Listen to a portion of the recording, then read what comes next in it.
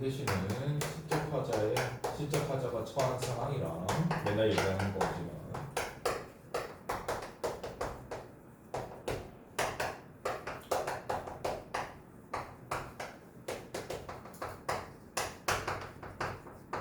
그 상황에 대한 시적 화자의 태도를 보는 겁니다. 네. 그래서 뭐 시적 상황 여러 개가 있을 수도 있죠. 뭐 많은 게 뭐예요? 이별 상황, 부재 상황 이런 거요. 근데 태도도 정말 다양할 수 있죠. 누구는 이별 상황에서 아우 슬퍼, 난 살고 싶지 않아 이럴 수도 있고요. 누구는 멀지 살다 보면 이별도 있고 만남이 있으면 헤어짐도 있는 법이지 이렇게 초연할 수도 있고요. 누구는 아유 잘됐다, 아유 힘들었는데 라고 할 수도 있죠. 그렇지. 그래서 우리가 주목해야 되는 건 시적 화자가 어떤 상황에 처했는지, 일단 긍정적 상황인 것 같은지 부정적 상황인 것 같은지 이런 것도 판단을 할 수 있으면 좋고요. 그리고 거기에서 태도가 어떤지, 이겨내려고 하는지, 이겨낼 건 그냥 감정을 드러내고 있는지, 아니면 이겨낼 거를 찾기 위해 노력을 하는지, 뭐 이런 것들 생각해 봐야 되고요. 그래서 화자가 지향하는 것과 지양하는 것을 구분해야 되죠. 좋아하는 것과 싫어하는 것을 구분하라고 생각해도 됩니다. 그래서 우리는 앞으로 해서 항상 여태까지도 그래왔지만 지향하는 것에는 동그라미, 지향하는 것에는 세모를 주면서 해보도록 하겠습니다. 오케이? 자, 신석정의 들길에 서서 먼저 볼게요.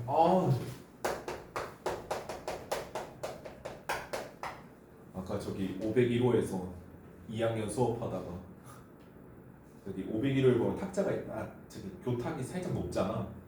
너무 힘들어서 거기 앉다가 저기 잘못 앉아가지고 허리 꽝 해가지고 아파 씨. 산재되나? 당연히 안 되겠죠. 길에 서서. 자, 푸른 산이 흰 구름을 지니고 살듯.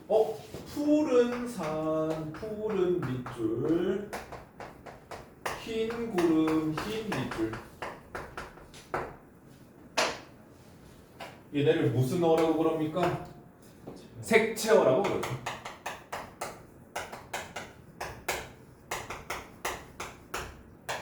색채어를 활용하면 무슨 감각적 심상이 드러납니까? 시각, 청각, 촉각, 미각, 후각 중에요. 색깔은 시각적 심상이죠.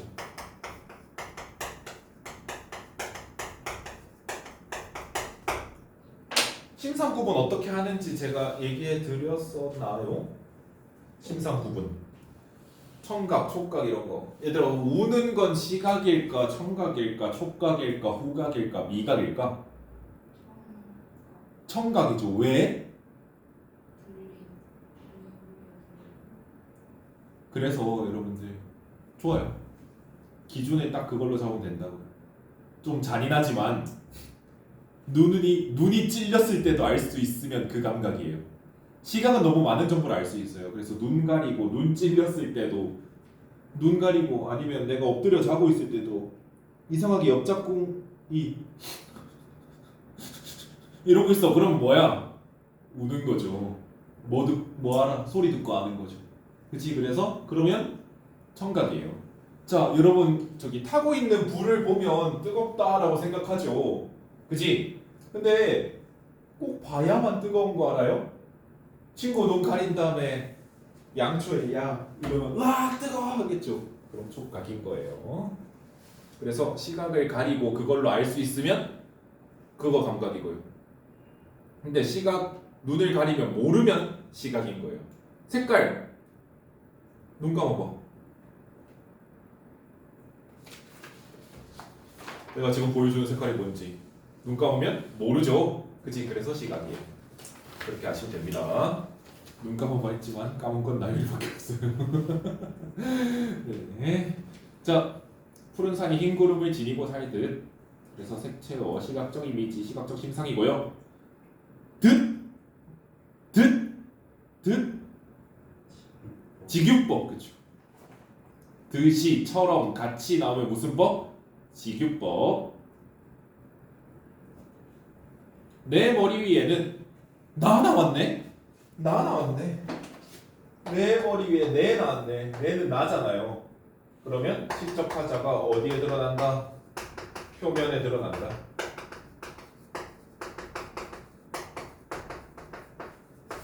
시적 하자가 표면에 드러난다.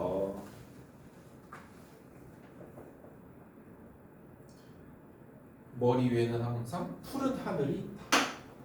푸른 하늘 동그라미.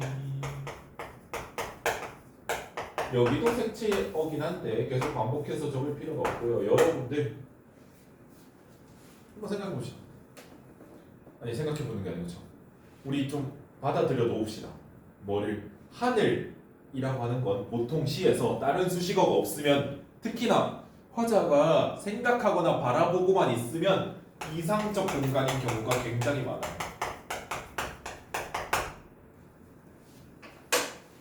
생각하거나 바라보고 있으면 이상적 공간인 경우가 굉장히 많다고요. 아시겠죠?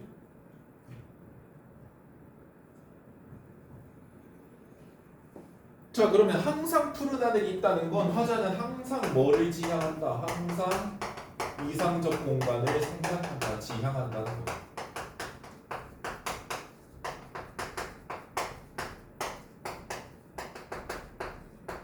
항상 이상적 공간, 하늘을 지향한다.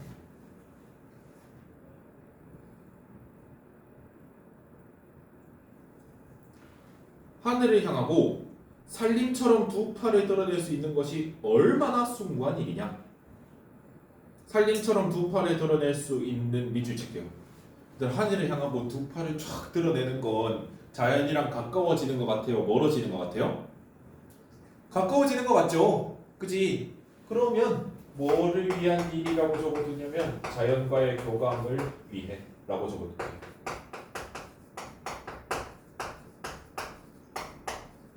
자연과의 교감을 위해 라고 적을게.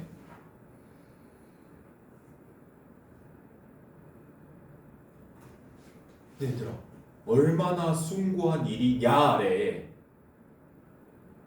숭고하다는 거니 안 숭고하다는 거니 진짜 물어보는 거니? 숭고하다는 거죠. 그러면 질문의 의도가 없는데 의문문이죠. 이걸 무슨 법이라고 합니까? 서리법이라고 하죠. 뜻은 네, 숭고하다.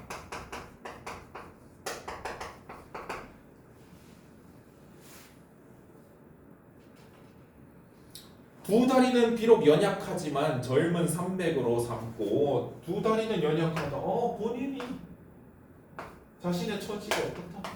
연약하다.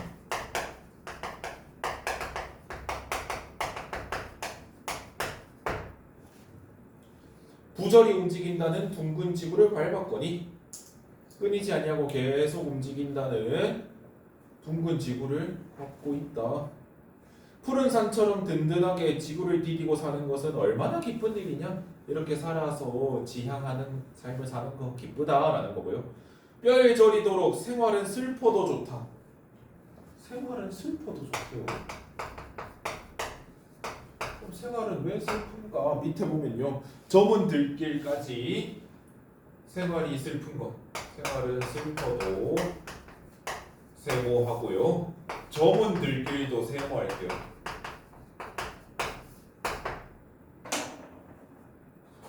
그러고 우리는 해설에 도움을 좀 받읍시다. 어디에 5번 보기요.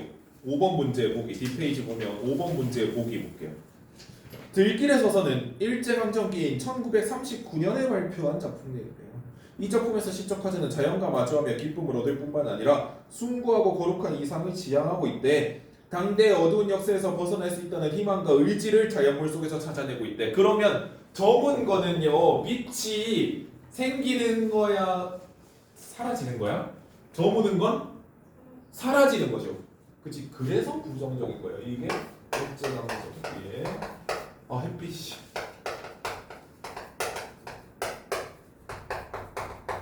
어떤 형식? 부정적 형식.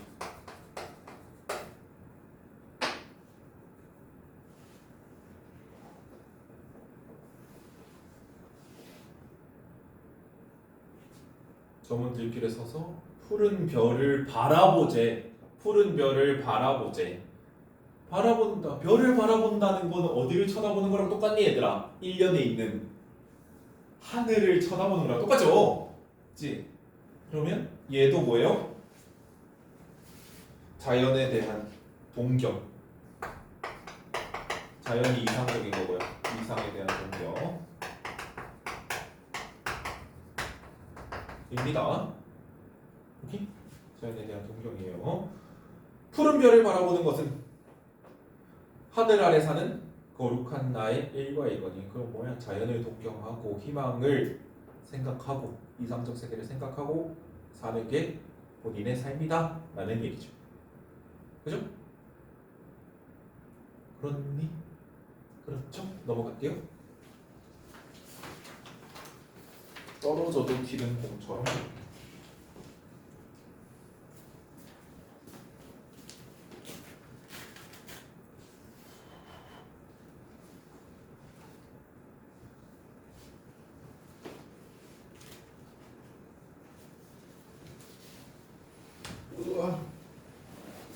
귀가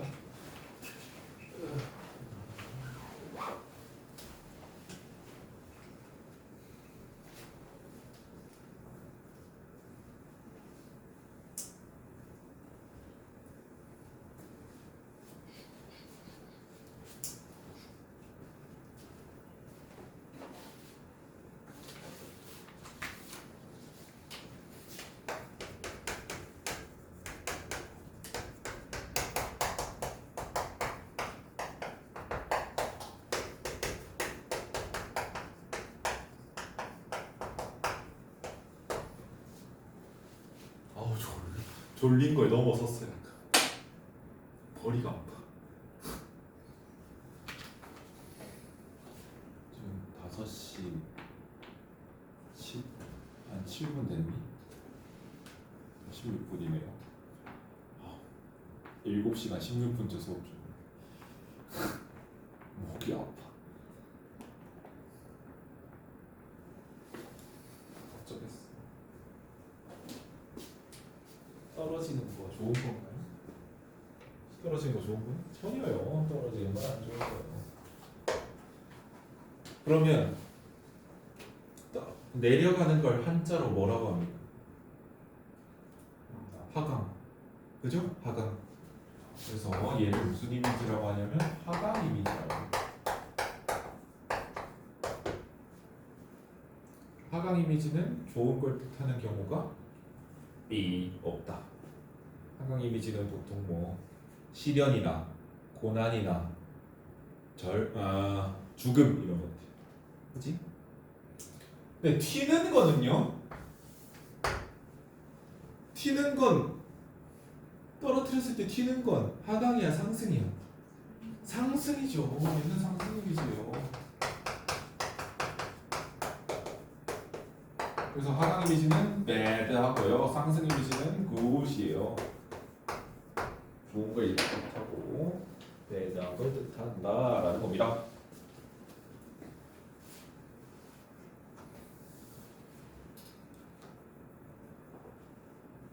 오케이? 자, 그래. 살아봐야지. 살아봐야지의 뾰족가루를 좀 쳐볼게요. 뾰족가루 요거요, 요거 뾰족가루. 정식 명칭으로 하면 길어서 홑 화살괄호 좀 쳐볼게요.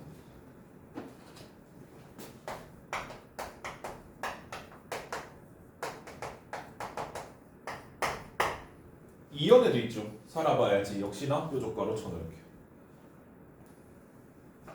자, 국어에서 2번 나왔다. 무슨 법? 비읍 반복법이죠. 그치? 반복이에요. 반복. 그럼 여기에서 뭐를 반복했다고 하면 되냐? 뭐 19의 반복 또는 유사한 통사 구조의 반복 다 돼요.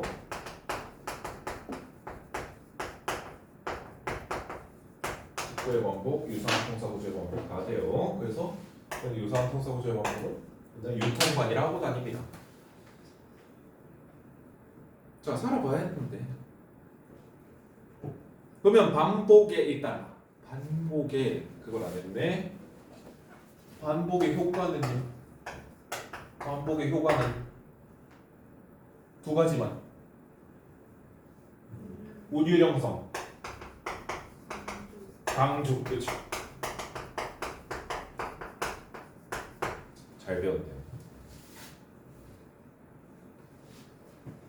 너도 나도 공이 돼요. 나 나왔네. 시적하자. 너도 나왔네요. 시적 대상도 나왔죠. 떨어져도 T는 공이 돼요. 얘들아, 이제 여러분들은 이 말귀를 잘 들으실 거예요. 진짜 공된다는 거니? 진짜 공된다는 거니? 아니죠. 진짜 공된다는 건 아니라는 거. 자, 살아봐야지. 쓰러지는 법이 없는 둥근 공처럼, 탄력의 나라의 왕자처럼. 무슨 법? 직유법. 그죠? 근데 쓰러지는 법이 없대요. 근데 여러분 제목을 생각하면 떨어져도 튄다는 거. 그러면 시련이 찾아와도 뭐 하는 거? 이겨내는 걸 얘기하겠죠. 그치? 시련이 찾아와도 이겨내는 걸.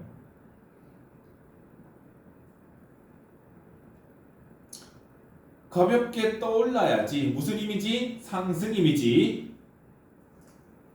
극복이죠, 극복. 곧 움직일 준비되어 있는 골, 둥근 공이 되어. 옳지, 최선의 골. 지금의 네 모습처럼 떨어져도 튀어오르는 공. 밑줄.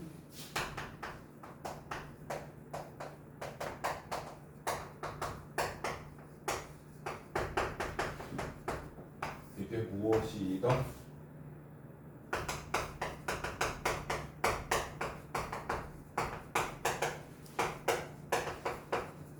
시련이 와도 극복해내는 얘기겠죠. 왜? 하강 이미지, 상승 이미지. 쓰러지는 법이 없는 공이 되어 라고 되어 있죠. 4, 5, 6 풀어봅시다.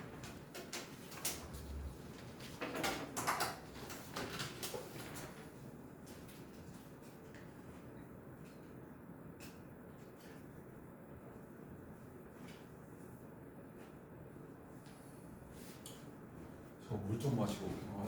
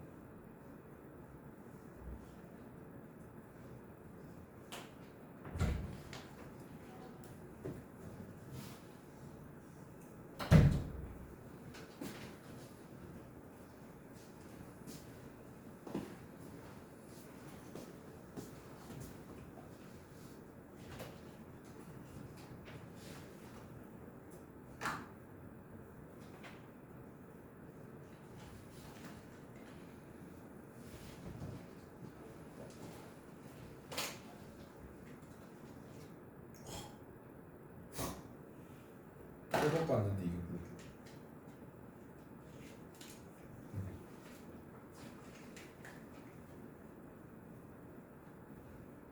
표면 코팅 처리로 손에 묻지 않습니다. 예? 이렇게 치. 덜푼 펄슨. 오케이. 해설하즈마. 와 되게 쫄깃한 거 먹고 있나 보다. 아니, 먹어도 괜찮아요. 혹시 중등부 때는 저기 못 먹었죠? 수업 시간에. 저는 뭐 드시는 거 상관 안 합니다. 식사만 안 하시면 될 것 같아요. 갑자기 돈코츠 라멘 이런 거 꺼내가지고 먹으면 그거는 좀 빡센데 뭐 저 같은 경우에는 여러분 저기 원장님과 합의는 안 된 거고요. 제 수업 때는 제 수업 한정이요. 뭐 부시럽되지 않는다면 뭐 음료수를 드시든 뭐 조리퐁 라떼를 드시든 저기 뭐 젤리를 드시든 별 상관없어요. 여러분 먹는 거 별로 뺏어 먹지 않고요. 뭘 드시든 별로 상관없습니다. 그래서 저는 저기 도담동 중등 수업을 작년이래 올 초까지 했었는데 걔네한테 저기 야 하리보랑 사와서 먹어 마이쮸 먹어 이랬는데 중등 선생님들은 뭐라 하시더라고요. 그래서 내가 하라 했다고 했으니까 여러분들 뭐 진짜 배고프거나 당 떨어지거나 하면 초코바를 드시든 뭐 편의점에서 뭘 사와서 드시든 냄새 나는 것만 안 드시면 될 것 같아요. 아니면 저기 견과류처럼 와다닥 구다닥 그다닥 이런 소리 나는 것만 아니면 뭐든 드셔도 상관없습니다. 저의 수업에서는요. 그런 건 뭣도 신경 안 씁니다. 그래서 대놓고 드셔도 됩니다. 당 떨어지면 손 못해. 네. 별것도 아닙니다. 옛날 과외할 때부터 애가 뭘 먹든 상관 안 했어요. 그래서 저기 프링글스 먹으면서 수업 듣는 애도 있었어. 자, 4번. 가하나의 공통점 몇 번입니까? 1번. 그 자신 있게 말해. 1번입니다. 직유법을 사용하여 시적 의미를 구체화하고 있다. 2번에 여러분 역설적 표현이 뭐예요? 역설적 표현.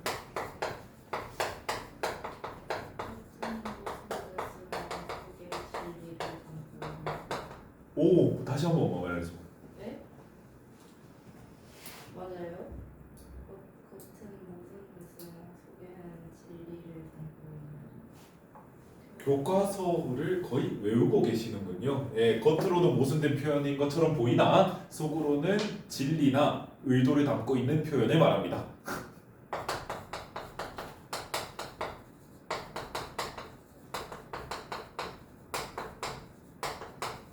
야, 너가 1학년 고1보다 낫다. 고1한테 역설법이 뭐냐? 말 안 되는 거요 이러고 있어. 저기 겨울 지나면서 포맷이 많이 돼요. 님들 겨울에 공부 열심히 하셔야 돼요. 쌓아놓는 재산입니다. 다.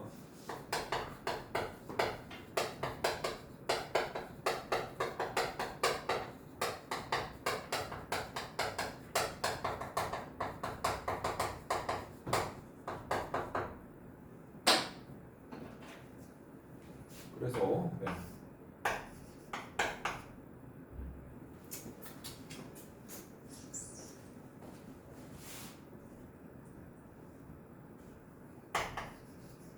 모순혁명이랑 현실 불가능 이런 거 생각해 두시면 될 것 같아요. 모순혁명이 뭐냐면 이런 느낌이에요. 아이스 핫초코. 아이스 핫초코 생각해요. 아이스 핫초코를 내어줄 수 있니? 아이스인데 뜨거운 초콜릿 음료를 내어줘야 되잖아요. 따뜻한 아이스 아메리카노 주문할 수 있나요? 안 되죠.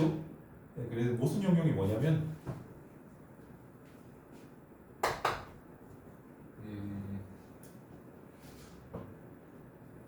같은 말을 같은 단어를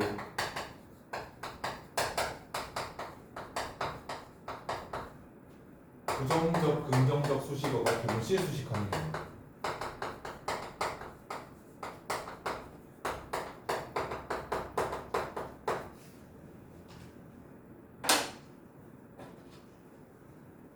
네.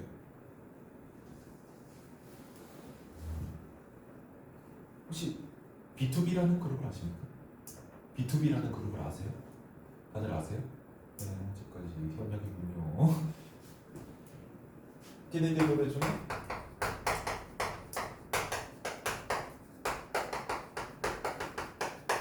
이 노래를 아시나요? 아름답고도 아프구나라는 노래가 있어요. 아름답고 아픈 거가 하나를 수식하죠. 그 노래 가사를 아세요?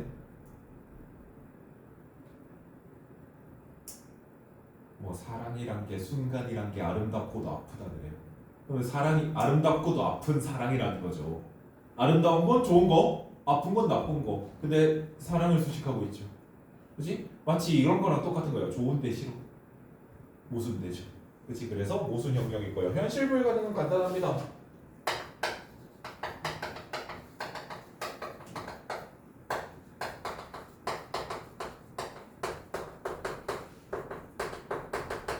현실 세계에서 일어날 수 없는 일을 말해요. 그랬어요. 뭐가 있냐? 겨울은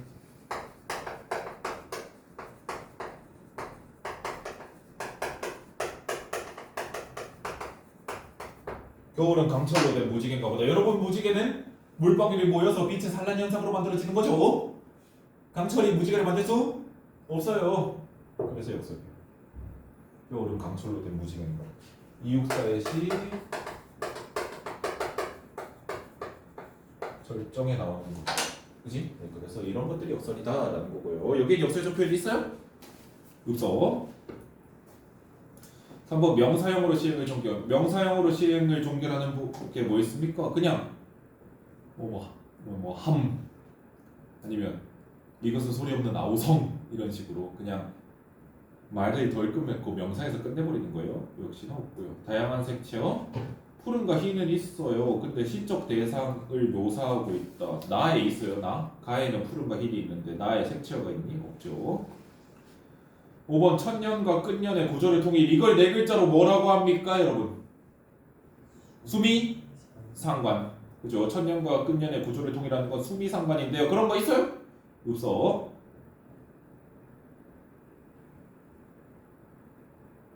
자, 5번. 보기를 활용하여 가를 감사한 영어로 적절하지 않은 것은 했습니다. 들길에 서서는 일제강점기인 1939년에 발표된 작품이다.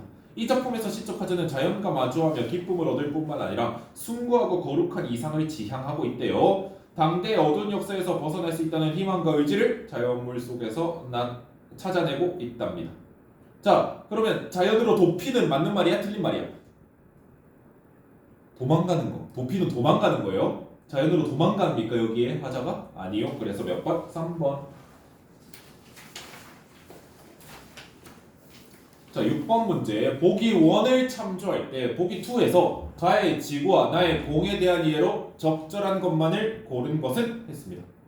상징적 차원에서 구는 모든 물체의 원형으로서 존재하기 때문에 이 형태는 보통 완전함이나 최선의 모양을 의미한다. 또한 그것은 모나지 않아 원만하고 본 모습을 쉽게 회복하며 정지한 상태보다는 운동하는 상태가 어울린다. 그렇죠? 공은 가만히 세워놓기 힘들죠. 완벽한 구라면 정말 가만히 세워놓기 힘들겠죠. 가의 지구와 나의 공도 이러한 의미와 관련지어 이해할 수 있다. 기억에 공은 화자가 담고자 하는 최선의 존재. 어때요? 공처럼 살자며. 맞죠? 니은 지구는 공과 달리 공은 모난니 그럼? 공은 모난니? 아니죠. 띠. 자, 디귿 지구는 공과 달리 본 모습을 쉽게 회복. 둘 다 같은 군데 뭘 띠. 지구와 공 모두 끊임없는 운동성을 가진 대상. 그쵸? 부절이 움직인다 그랬고요. 공은 떨어져도 튄다 그랬고 그래서 3번이요.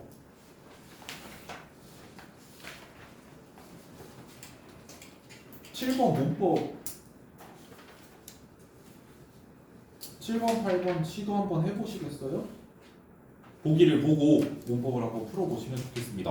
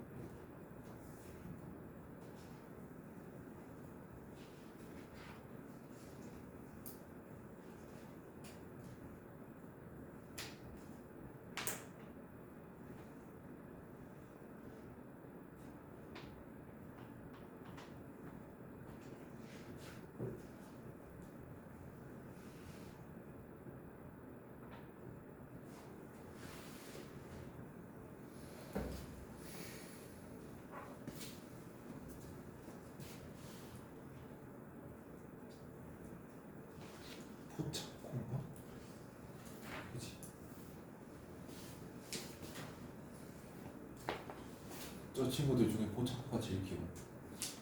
소심하고. 아닌데. 너는 시나모롤 파니? 오늘 저 한교동 봤는데 아 한교도. 물고기 알아. 민트 민트색. 취조. 취향 존중. 왜요? 취향을 존중해. 포착호가 제일 귀여워. 어차피 너무 재밌는 것 같아요. 나는 그냥 어떤 발언을 하는지 그런 건 모르고. 어차피 생긴 게 너무 재밌는 것 같아요. 귀엽잖아. 생활에도 힘들고 너가 제일 재밌는 쿠로미는 거. 왜?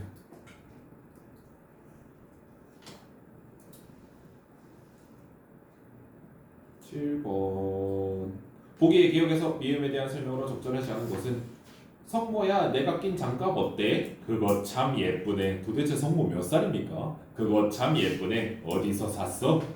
우리 언니가 생일 선물로 준 건데 우리 동네 시장에 있는 가게에서 샀대. 거기 가르쳐 줄까? 도대체 여학생이 낀 장갑을 왜 성모한테? 여기서 쉽게 찾아갈 수 있을까? 저기 학교 앞 정류소에서 11번 버스를 타고 5번째 정류소에서 내리면 편의점 있을 거야. 제발 정류장 이름 말해달라고. 하나 둘 셋 넷 다섯. 처음 거 세 안 세 도대체. 거기서 우측 골목으로 조금 더 가면 바로 그곳이야.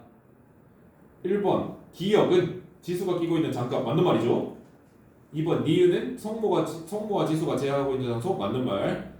3번 듣는 이인 성모와 가까이 있는 장소. 그러면 여기겠죠. 그치? 같이 있는데 어떻게 저기가 가까워. 그래서 3번. 4번에 거기서 편의점. 네, 편의점이 있을 거야. 거기서. 그쵸? 5번 장갑을 산 가게. 8번 보기 1의 설명을 참고할 때 보기 2의 기억에서 리을 중 합성어에 해당하는 말을 바르게 고르는 것을 했습니다. 하나의 형태소로 이루어진 단어 단위로고요. 둘 이상의 형태소로 이루어진 단어를 복합어라고 한답니다. 형태소는 뜻을 가진 가장 작은 말의 단위고요.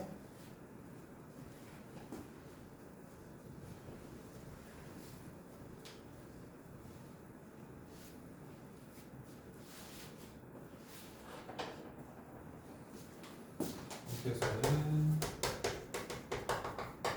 뜻을 가진 가장 작은 말의 단위.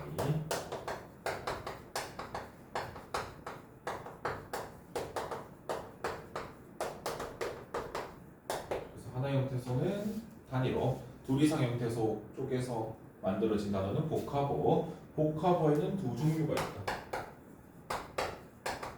복합어에는 두 종류. 어근 플러스 어근. 어근 플러스 접사. 물론 접사가 앞으로 오는 경우도 있다. 얘네를 합성어라고 하고요. 얘네를 파생어라고 합니다. 자, 어근은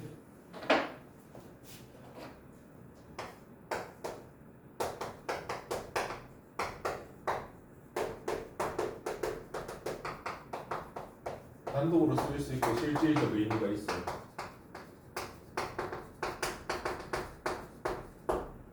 접사는요,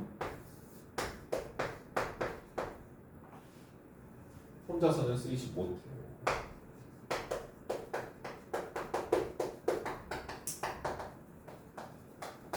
그리고 의미를 도와주거나 형사를 바꿔요. 목요일 문법수 들으시는 분들 기억 다 하시죠? 졸려?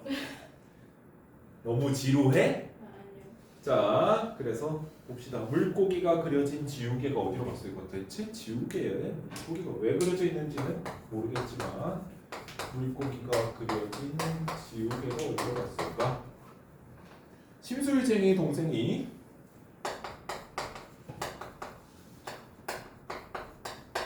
이렇게 말하는 친구가 있는지 모르겠지만 물고기가 그려진 지우개가 어디로 갔을까? 심술쟁이 동생이 또 책가방에 숨겼을 거야. 그래 보았자 이 누나는 금방 찾는데. 형태소 분석합시다. 물고기 뭐 플러스 뭘까? 물 플러스 고기겠죠.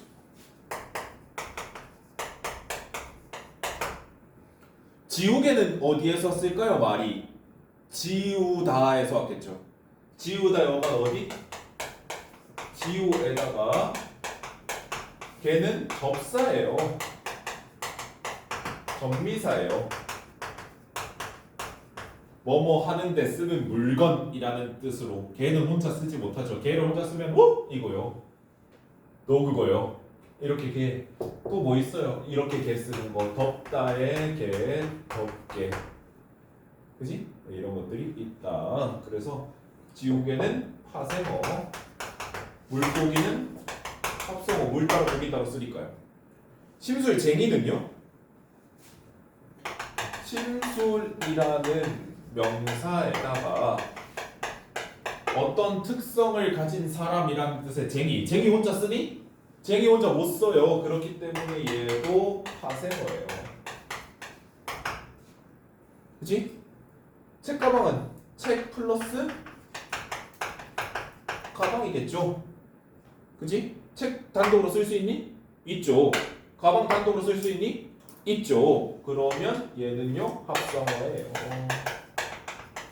답은 몇 번? 2번. 오케이? 개 애매하게 끝나서 도전 씨가 하나만 보자.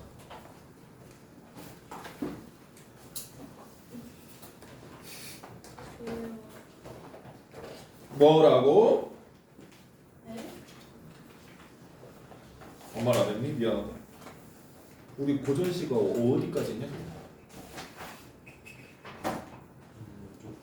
응? 3쪽까지 했어? 좋아요. 4쪽 볼게요.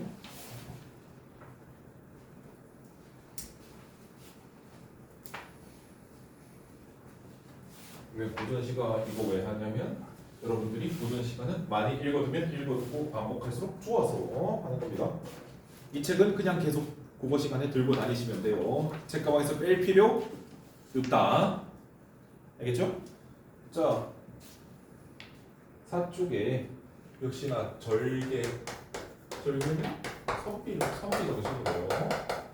이게 절개 오른쪽에 구국돼 있죠. 구국은 나라 걱정. 이런 시조들이 정말 많아서 테마별로 묶은 겁니다. 테마별로 묶은 거예요. 자, 가부터 좀 볼게요. 선비로서 국화처럼 꿋꿋하게 절개를 지키며 살아가겠다고 다짐한 시조가 있죠. 이정보의 시조이고요. 자, 여러분들 선비 정신을 담고 있다라고 일컬어지는 사군자라는 자연분이 있습니다. 뭐일까요? 그쵸? 매난국죽이죠. 매화, 난초, 국화, 대나무.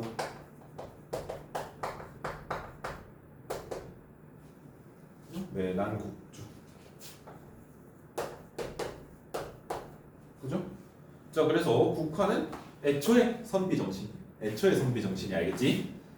자, 국화야 너는 어이 3월 동풍 다 지내고.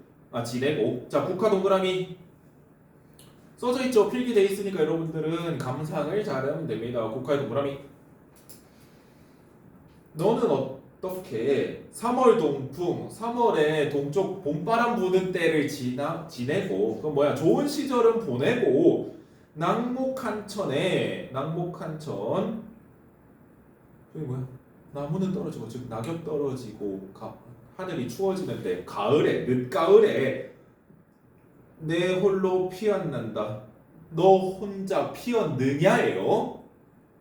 2인칭에서 니은다는 중세국어에서 의문문이거든요. 나중에 여러분들 고등학교 1학년 때 열심히 배우게 될 거예요. 2인칭에서 니은다는 중세국어에서 의문형이에요. 피한다. 뭐야? 낙목한천은 좀 쉽지 않은 시기이죠. 낙목한천은 늦가을을 의미하는데 그러면 3월 동풍보단 좋은 시기 안 좋은 시기? 안 좋은 시기. 그죠? 안 좋은 시기. 어떻게 안 좋은 시기? 뭐라고 써져 있습니까? 정치적 실현가 보면.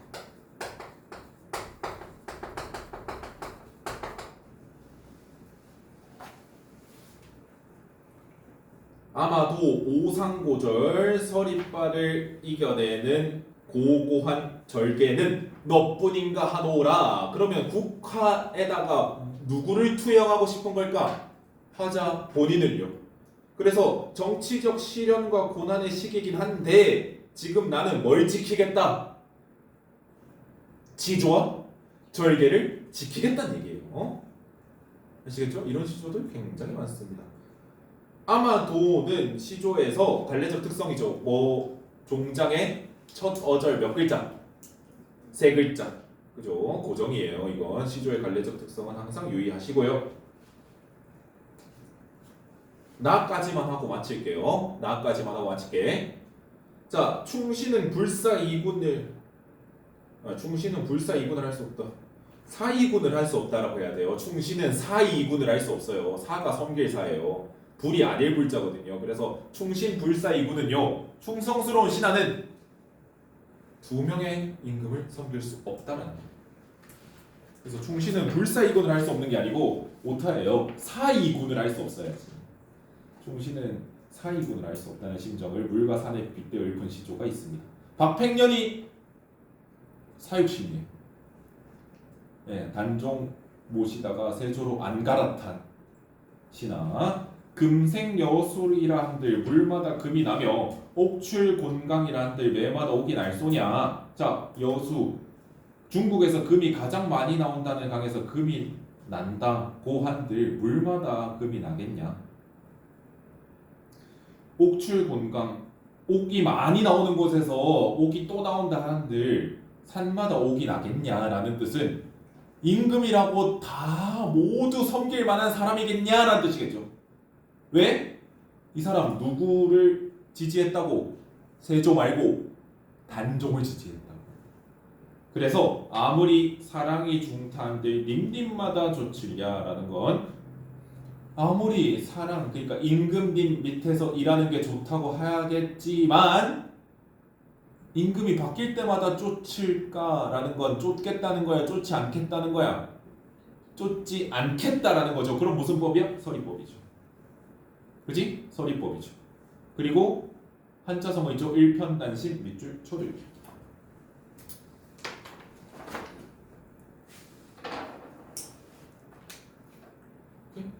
자, 다람화는 또 남을 때 하도록 하겠습니다. 또 다음에 넘어가야 되니 1, 2분만 일찍 마치도록 할게요. 고생했고요. 과제 잘 해오시고 우리 외신 자료는 초안은 저기 개념형 복습용이고 두루는 저기 범위가 겁나 많아서 미리 드렸거든요. 고온이랑 조치원은 기회가 되면 드리도록 하겠습니다.